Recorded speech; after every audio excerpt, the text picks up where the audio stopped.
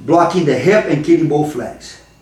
Lucas, more than ever, wants to push me because he wants the outside leg to step over and block me. So once I connect my elbow to my knee, I'll let go the hand on the pants and I'll do exactly the same thing. Look, I'll just let go and boom, try to clear that. But in order to do that, I switch my base. It's way easier to do that. When I switch my base, I have to be really, really, really careful. Because here's that when the triangle is right there. Do the triangle. There you go. So as soon as I step, guys, look, what I try to do is to block, move the hip back. Okay, even if he pushes me, look. I just move my butt back, kind of towards his head. And then I finish the passing here. Okay, so one more time.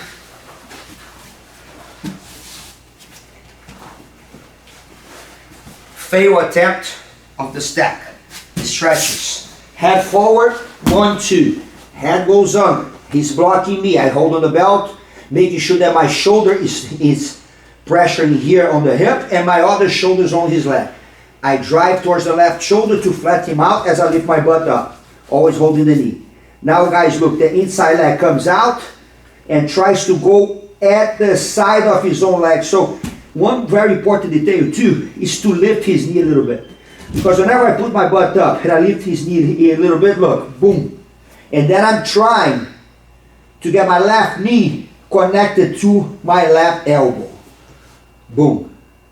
Like that. He's pushing me, so it's hard for me to fight that. So as you switch the base, look, post it there. To prevent the triangle, guys, sometimes when you let go of this hand on the pants or the belt, it's going to be too late. So I'd rather you guys go here. Try now. Look. Moving back. And then finish the passing there. Other side. Like, yeah, like that.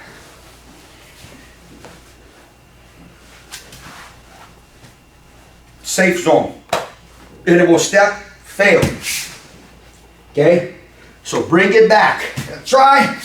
Bring it back. Boom. Swim under. He frames. I drive. 1, 2, elbow and knee connected. Now look, clear this arm. As I switch, block the knee. I'm still blocking, look, his hip and his legs. And I have a free hand to make sure he doesn't do the triangle. Okay? Now, post and go with your butt back.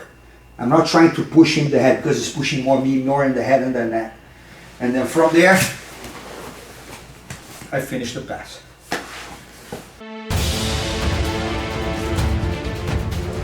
Alright guys, the De La Riva guard, or the outside hook guard like people like to call it, it's one of the foundations of the modern game in Jiu-Jitsu. Because from the De La Riva, tons of other things happen. Reverse De La Riva, lapel guard, and etc. And then the De La Riva guard is something that when we use the perception, anticipation, and defense process, it's always something that we talked about before. It is always better not to allow any sort of leg-to-leg control. Every time there is a leg-to-leg control, I'm being exposed to this kind of game and its variations. But that's what happens. Like, we don't live in a perfect world. Sometimes we will be there.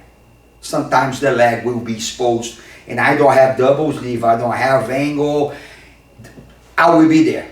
So some processes, some approaches that I want to talk about a little bit, I think will be not necessarily, I'm not one of those guys that teaches magics, because guess what? Magic doesn't exist.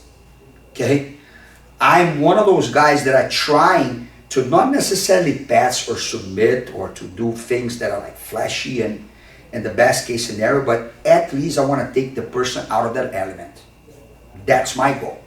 If you could somehow take the new school guy or anybody that does a new school game out of their element, you make them frustrated And then when you make them frustrated, your counter game is way easier to be applied. Okay, like we talked about, they don't like you to be on your knees. They don't like you to take their hips and control their hips in a certain way. They don't like you to not offer the legs, all that. So we're going to be talking about some concepts related to that. So let's say, for example, the De La Riva to work, I need to necessarily be leg to leg. So let's say I'm already have my legs closed, which is, already too late. But also to be more effective, the De La Riva requires a little bit of the leg being square, staggered, like that. Okay? I need to have necessarily one leg a little more forward than the other. That is something that will happen. The more I get here, the easier it is. And funny enough, that everybody now, when they go, like I said, when they try to pass the guy, they go like, yeah, boom. They go like that. So pretty much they give in the De La Riva. They pass the De La Riva well, but people are getting professional De La Riva as well. So if my leg is already there, boom, too late, I will at least make sure that you guys stay staggered. Okay? Being staggered and being with your foot pointing, this is huge, guys. To the outside, this is huge. A little detail that makes everything harder for them. Every time I step on the hip line or below with my toes pointing forward, that's a deep hook. Look at this. I'm already feeling my knee really flat. But if I start already like this, look. Put it here, hook. This gives me a little bit of time to at least don't let him get a really tight control in there. I'm not talking about my hands here. Forget about my hands. I'm talking about my body position. Okay? The whole concept here of the De La Riva is that when you step like that and he tries to do the hook, if I try to put my shin towards his calf and shin and turning the other body here, look.